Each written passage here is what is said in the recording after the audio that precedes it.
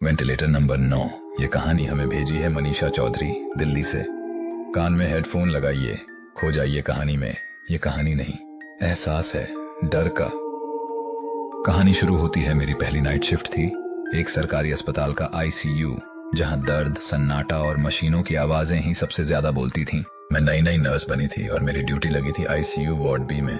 9 bed थे वहां, लेकिन बेड नंबर 9 वो खाली था, या ऐसा सब कहते थे। पहली रात वेंटिलेटर की आवाज रात के करीब 3 बजे। मैं दवाइयों की लिस्ट चेक कर रही थी, तभी अचानक एसएफएक्स वेंटिलेटर चालू होने की आवाज। वो वेंटिलेटर नंबर 9 अपने आप ऑन हो गया। मैं घबरा गई, क्योंकि मैंने अपनी आंखों से देखा था वहां कोई मरीज नहीं था।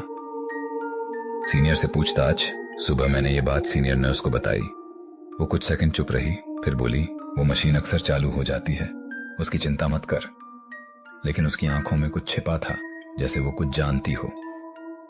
दूसरी रात और डरावना अनुभव। अगली रात मैंने ठान लिया, देखूंगी कि मशीन खुद ब खुद कैसे चालू होती है। मैंने वार्ड के कैमरा एंगल ऐसे लगाए और खुद बेड 8 के पास बैठ गई।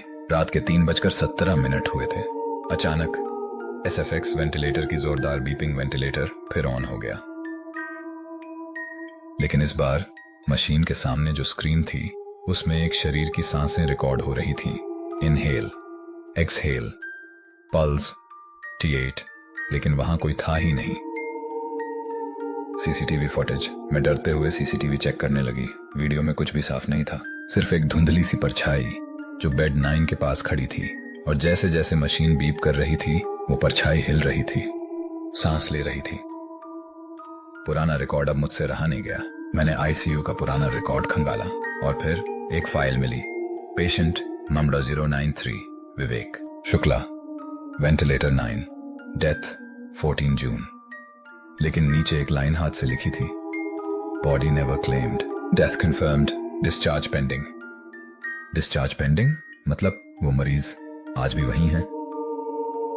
अंतिम रात, डर की हद। तीसरी रात मैंने हिम्मत करके वेंटिलेटर के पास एक गणेश मूर्ति रख दी और कहा, अगर आप यहां हैं तो चले जाइए, आपकी मुक्ति हो चुकी है। कुछ सेकंड कुछ नहीं हुआ, फिर एसएफएक्स, जोरदार चीख, मशीन का फटना, पूरी आईसीयू की लाइट्स चली गईं, और जब बैकअप जनरेटर चालू हुआ, वेंटिलेटर नंबर 9 टूट चुका था। सन्नाटा। उसके बाद वो वेंटिलेटर कभी ऑन नहीं हुआ। आज भी आईसीयू में बेड नंबर 9 खाली है, लेकिन जो लोग वहां जाते हैं कहते हैं रात में वहां कोई सांस लेता है। क्या आपने कभी ऐसा वेंटिलेटर देखा है जो बिना मरीज के बीप करता है? अगर आपने भी ऐसा कुछ महसूस किया हो तो हमें जरूर भेजिए अपनी कहानी। ये थी शैडो विस्पर। अगली कहानी तक कान खुले रखिए। कहानी अच्छी लगी तो चैनल को सब्सक्राइब करें।